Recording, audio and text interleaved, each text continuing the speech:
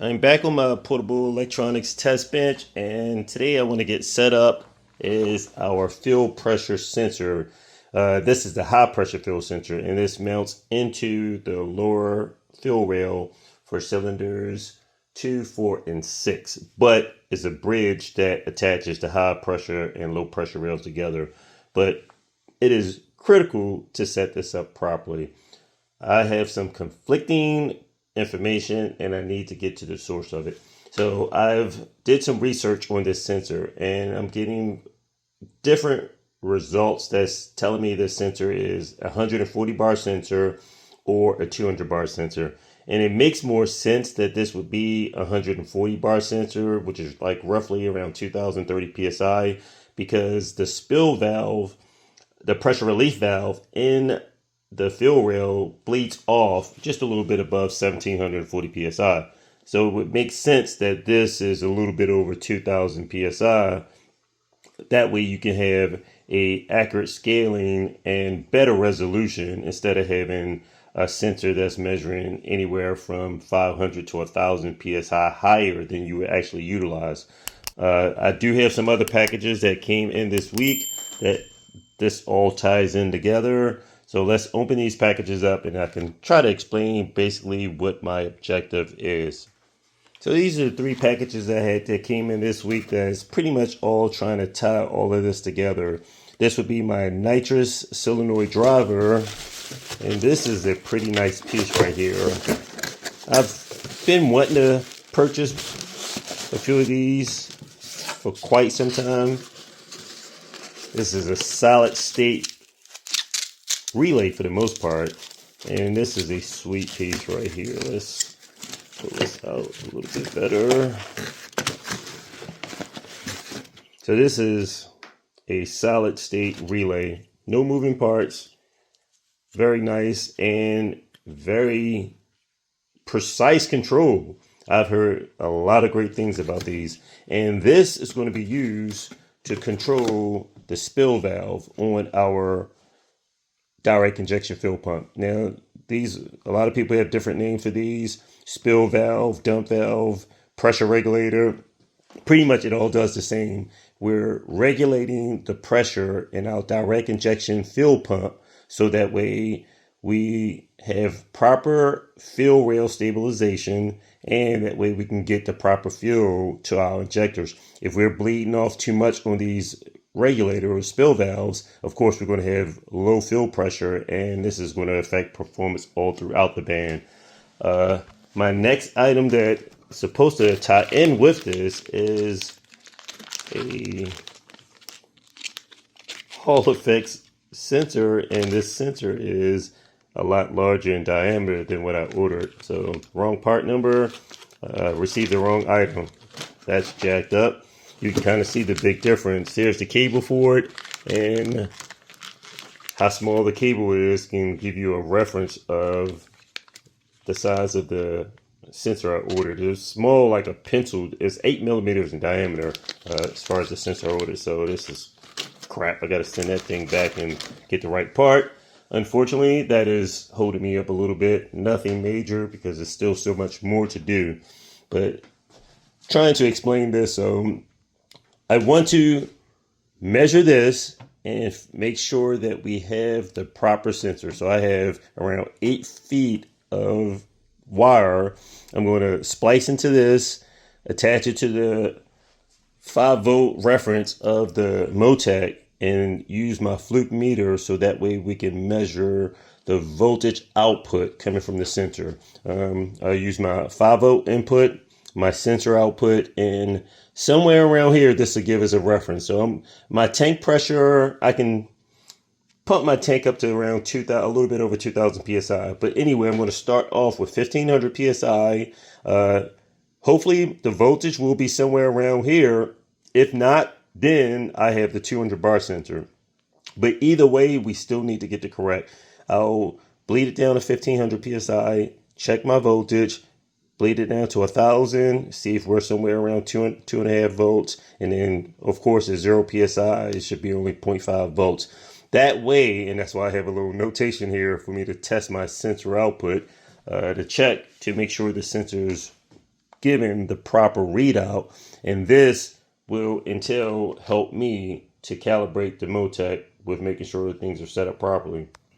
So the definite importance of that field pressure sensor is particularly important that I definitely get this correctly set up, because incorrect settings on my sensor, the ECU may think I have enough fuel and it's actually running lean. This is a critical part and it plays a major role. Next, this sensor, which is the incorrect one, what I was going to utilize the sensor to do was to read the field pressure, the lobes on the camshaft for the high pressure pump. As this rotates around, and that's why I had a small pencil sensor, I want to be able to measure my cam lobe. That way, every time a lobe rotates around, it's actuating the pump. It's pushing in the piston and actuating the pump. And if I use a sensor and mount it here, that way it can pick up when the pump is being pulsating and pressurized. That'll help me calibrate the Motec sensor a lot better, and I'll know throughout the whole RPM band, startup, idle, mid-range, high RPM, throughout the whole performance bandwidth of fuel injection operation, I will be able to monitor the fuel pressure pump itself as far as making sure it's pumping properly. So basically, using my pressure sensor to monitor my pump loads, I can accurately measure the timing itself of the pump. The critical part is the setting up the spill valve timing with the pump timing itself is extremely critical. This is chain driven, so the timing and all of this has already been set up on the car. That is accurate. This is no problem right here. Getting the spill valve to match this, that's the critical part right there. Hence me purchasing the nitrous solenoid. As I mentioned before in a different video, my primary reasoning for ordering this solid state relay, and that is to control this spill valve, and I'm gonna just call it a solenoid because basically that's all it is. This is only a 2-wire configuration, very simple, and I'm going to wire it up pretty much similar to the schematic listed here. Battery voltage 12 volts DC, 12 to 16 volts DC. That'll go to pin 3. I'm going to use my trigger wire from the Motec, a ground trigger, and that'll trigger the solenoid. And instead of having a nitrous or fuel solenoid, at least not on our setup yet, we'll use this to control the solenoid driver for the fuel pressure regulator. And leading on to the next sensor, let's start explaining on that. Now this next sensor, this is a Hall effect sensor, and this is the incorrect part number that I ordered. So I actually received the wrong item. This is jacked up. You can actually see the difference from, this is the cable I ordered for the sensor. It's a 3-pin cable. And apparently this is a 4-pin sensor. So they sent me the wrong crap. This is jacked up.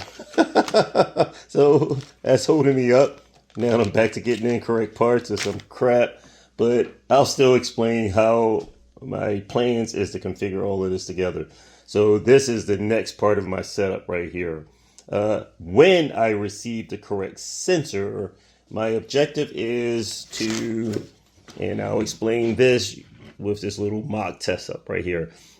This is the cam lobe that actuate a piston for the direct injection pump, okay? And what I want to do is use my sensor to pick up on the cam lobes. And a little while, I'll give a simulation or just a brief description on a mock-up cylinder head, how I want to set this up. We have a few of these. This is an old one. I have a brand new one for my VR6 engine. This was Teddy's original one that we have that we replaced it with a new one that's in his car now. But basically, as these lobes are spinning around, what I want to do is each time the lobe is pushing in, activating the pump, I want to have my pickup mounted over this side. So that way, anytime we have a full 180-degree rotation. I'm picking up and it's triggering a pulse. I want the Motec unit to then have a accurate reading of where my pump is at all times throughout my whole RPM band. Through startup, mid-range, high RPM, that will help give pretty, if tuned and set up properly, very great and accurate results and tunability for the direct injection system. And since our direct injection setup is going to be the primary source for low power operation of our VR6 setup, it is very critical that we have all this mapped out precisely together. Our Motec needs to keep track of our high pressure fill pump in order to keep up with our injector demand, and hence the reason for me using the sensor. That way I can accurately tune it. None of the factory systems on the older models, and I want to say probably up into the latest model VR6 engine, which pretty much came into the Atlas over here in our states anyway, I don't think they have any sensor or anything that's monitoring the cam load. This is chain driven, so this is going to be timed properly with the engine, but hence my sensor, that's where I want the Motec to be able to monitor that, so that way I can tune the spill valve. That's the whole reason why I bought the sensor. Now, if I do not have the spill valve properly timed, that is going to be a nightmare as far as getting the engine to idle or run properly. This will cause unstable and unbalanced fill pressure in our fill rails. A lot of crazy fluctuations and pulsations that will cause the pump to fight the injectors, and we don't want that. This has to be accurately timed to match this. This needs to be in sync with that, and hence with me having the sensor, we can get all that set up. So that is the objective for that. So cable, of course, that's supposed to be for the sensor. Wrong sensor. We have to correct this error right here. This solid state solenoid, that pretty much controls the spill valve. That is a safety measure for protecting our Motec. And of course, getting my sensor properly set up, which is definitely critical and important, so that we can get all of this operating together in place. Now, this was like the newer style Hitachi pumps that comes in a lot of the vehicles. This was the original style. The low field pressure sensor was actually mounted on the front of these on the older engines, and the Volkswagen Audi group pretty much since did away with that and just blocked it off with a cap on a lot of the new direct injection pump. With this, because of the pulses and a lot of vibration that goes through this unit right here, they had a high rate of sensor failure. Actually, it was hard for them to diagnose whether you had a worn cam lobe, pressure with a failure of a low pressure sensor, or pump pressure itself. Relocating that into a different location resolved a lot of issues. It made it easier for technicians to pretty much troubleshoot this system. And we should be able to troubleshoot it quite a bit with all the fail safes with the Motec and having the extra measures that we're incorporating into the system. They pretty much did away with it, not did away with the sensor itself, but relocated it to the inlet for the fuel rail itself. It goes through, comes from the fuel tank, of course, your fuel pump goes through, and that's why you just see a barb fitting here and just regular hose clamps, because this is the low pressure setup. Your low pressure comes in here and pretty much feeds through just a pipe across your fuel rail, and it goes into the inlet for your direct injection pump. All low pressure right here, just hose clamps right here. And then, of course, pressure's pumped up, multiplied several times to well over 1,000 PSI, and then hence your heavy duty fittings also. And if you can notice something else that we upgraded and changed our car with also, a lot of the older pumps also came with a smaller fuel line. You can see the difference in these fuel sizes right here, the lines that feed our fuel rails. I originally had this set up on Teddy's car, and once I discovered the later models used larger diameter fuel lines, I did away with that, and we put on a later model Hitachi pump, also with the upgraded larger diameter fuel lines. That way we're getting more fuel to those direct injectors itself. Now, getting back to the cam lobes, this is something that I definitely have planned in the future for our VR6 engines. A lot of the factory cam lobes for the direct injection pumps, they're known to wear. This is a common wear item, and it's a lot of friction pushing up against these springs right here. Of course, you have a piston. This is pushing against the piston. The piston is actuating the spring, and it's a common item. And as you can see, a lot of these wear out pretty good. This is a new one that I have slated for my engine. But my objective is to order a few more of these and send them out and have them DHL coated. That way we'll have a nice hardness coating on these, and we can monitor to see how much they wear, how long they're going to last in a high performance application. And the objective is to get more durable and reliable parts in there and see if we can try to keep this direct injection system alive for the type of racing that we'll be utilizing it in. I think this will be beneficial, especially in road race applications, as far as lower to mid-range horsepower. And what I mean by lower to mid-range, I'm speaking anywhere from 300 to 700 horsepower. I'm hoping that this will be fairly good. And when we get in the upwards of everything over 700 to whatever all of this will produce, we'll get a chance. And I do have my personal expectations, but proof is in the pudding, and we'll see what that gets us. The second stage injectors will kick in and keep the engine pushing out the high numbers that we're expecting. I'm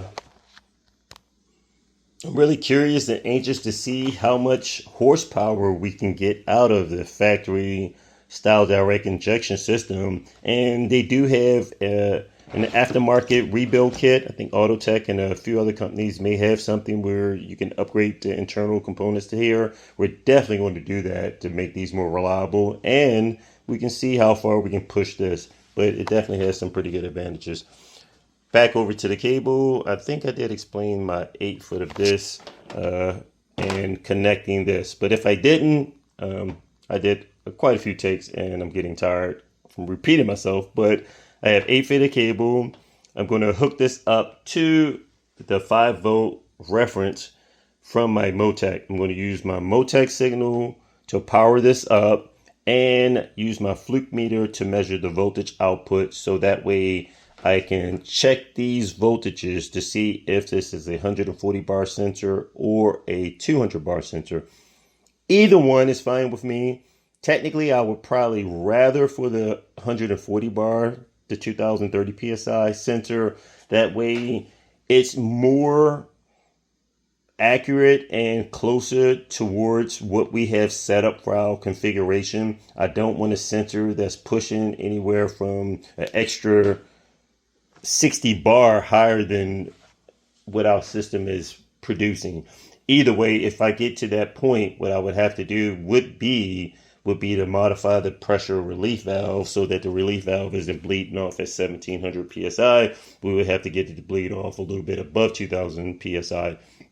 But either way, anxious to see what the factory system will produce. I have this cable so that I can push this sensor across the other side of the room and use my pressure tank to test it out. I have roughly 1800 psi in my pressure tank, and I'll pressurize it to see if my output voltage is 3 volts when I get somewhere around 1500 psi. Drop the bleed it off to 1000, see if I'm getting anywhere from around 2.5 volts DC, and that'll let me know which sensor we actually have. And that is extremely important for setting up the configuration of all of this. If I do not have this set up properly, my engine, the Motec ECU, will not know if the engine is running lean or rich because I'm not getting the correct information to the unit itself for accurate fueling of the system. So with testing this out, I definitely want to maintain some safety because this is very durable. The little adapter I've made up, I've already tested this adapter to well over 1,000 psi. So this is holding extremely well and is not bleeding off. I think the max I took it up to was like 1,400 psi with no air seepage at all whatsoever. The last thing I had to do was put a little Teflon tape around the top, and that eliminated everything. Well, once I did both sides. My first leakage point was here at the bottom. Second leakage point was here where the plug is. But up here, this is sealing extremely good. I have a little O-ring screwed into here, and it is sealing extremely well with the little adapters that I purchased here. So I'm very pleased with that. But I do have my goggles and a face shield that I'm definitely going to put on when I test this out because I do not want an explosion. And yes, I had an explosion before, quite some time ago, a few years ago. I had a regulator that overshot the pressure, and it ramped up too soon, far too soon, and it blew up a sight glass. And when it blew up, it wasn't pretty at all. The whole room filled up with dust immediately because it was well over 2,000 psi suddenly released at once. Glass was everywhere, and I even got glass in my eyes. So from that point, any type of testing I do, I try to always constantly remind myself, put on face goggles, and it's somewhat become a second nature and pretty consistent with what I'm doing. I want to install this in a cylinder head just for a reference point. That way I can show you what I have planned and how I'm going to use the correct sensor, not this crap that they sent me right here, to monitor the cam lobes. I want my cam lobes to be monitored anytime it goes to actuate the piston, which actuates the spring in this pump. That way my Motec unit can receive an input from the sensor and I can accurately know when my pump is being actuated, and I can tune the spill valve solenoid to bleed off at the proper sync with this. So that way we're not overshooting our fuel pressure and we're not actually losing fuel pressure from this bleeding off too soon right here. But this needs to accurately be in sync with this. That way they're working together and not fighting each other.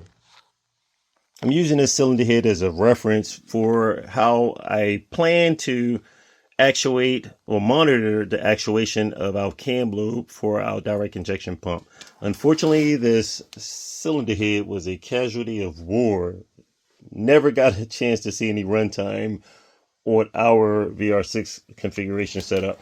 This was one of the cylinder heads that was modified with the ARP half-inch bolts, head studs, and these heads cannot handle 100 foot-pounds of torque. At 100 and I think 10, we torqued it the first time, it was okay.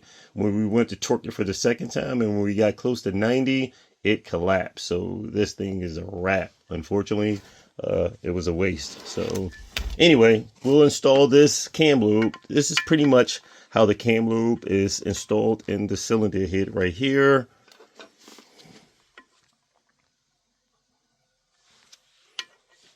We'll line up the cam, and you have your shaft that falls in place like that, pretty easy. And your chain drive is actually on this side, which is good. That worked out great for me. I wasn't sure until I had to look at it again. If my lobes was on the opposite side and my drive was up here, that would have been a lot more challenging for me to monitor this. But it's great that it's in this configuration. So the benefit for it to be like this is I ordered a smaller diameter sensor than what I received. And it's about the diameter of this extension. And what I can do is utilize this. So as my cam is spinning around right here, if it'll be off, no input whatsoever to the Motec. And as the cam rotates around to actuate the piston for the direct injection pump, it'll pick up the pulses on my cam lobe on each pulse. That way we'll be able to monitor the actuation of the pump and be able to accurately tune our direct injection pump to our system. Given all this information and inputs to the Motec, hopefully we'll be able to get a nice running system on our VR6 engine and take advantages of the benefits of that with the stage injection. Now, don't get me wrong, because our secondary stage injection is going to be utilized and actuated through a lot throughout the RPM band. So, for example, during initial startup, we want to spray fill into these ports also, these freaking huge, massive ports. But we want to spray fill into the ports also, so that way we're not building up a lot of carbon. We're keeping the backside of our intake valves cleaned off. And that way, that'll be a little extra startup enrichment also for that. That is what we plan on doing. As soon as if we do any type of brake boosting, those injectors are going to be kicking in. Full throttle will pulse the injectors to kick in also. So that way, our secondary injectors are constantly being utilized throughout the RPM band. But we are going to test the system itself without the actuation of the second stage, just to see how much power the direct injection system will provide itself alone before we utilize the second stage of 6 injectors. And that way we can get a good reference as far as a benchmark for future builds and projects. Well, the results are in. I have identified my high pressure fill sensor as a 140 bar sensor, and that's great news. I did want that, and that's what I kind of speculated that the Volkswagen Audi group would have utilized on the VR6, because that system, according to all the sensors, the input, and the reliefs, that sensor would give better resolution compared to a 200 bar sensor. So what I did was I basically had my Motec unit up and running. I used my Fluke meter to measure the voltage output coming from the sensor and powered up my sensor using a 5-volt reference from the Motec unit. I utilized my red as the feed for the sensor, my black is my ground, and the white wire, that's my return. Now, over on the test bench itself, which is very dangerous, which is the do not try this at home test bench, this is dangerous. So you definitely don't want to do this at home.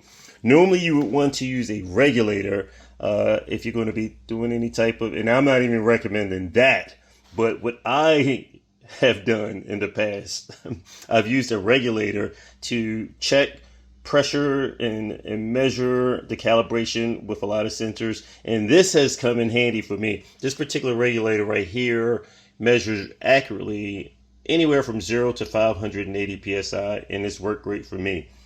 I did not have a regulator that could regulate 1500 to 2000 psi or even 1000 psi.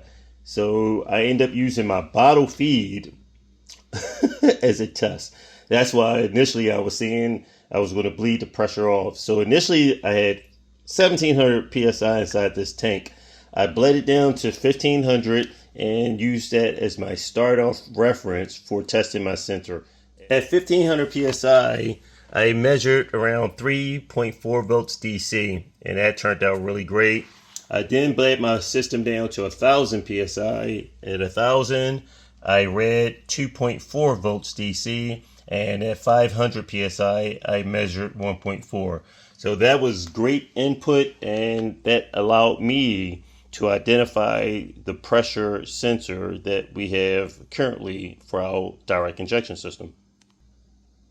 But as I stated, do not try this at home. This is risky, it's very dangerous, and you do not want to take any chances of getting injured or hurt from this. That's why before I took a gamble and had something explode on me, and you want to really be careful. This can handle that pressure. The hose can handle that pressure, but you just don't want to try this at home unless you have a proper test facility or something to measure this stuff. But all of these items I have used in my adapter. I ramped it up to different pressures that measured out good. On the sensor itself, so for identification, pin 3 on the sensor, that's your 5-volt reference or 5-volt input. Pin 2, that's your signal return, and pin 1 would be your ground. And it worked out great. So that helped me identify what we needed to do to continue and go to the next level.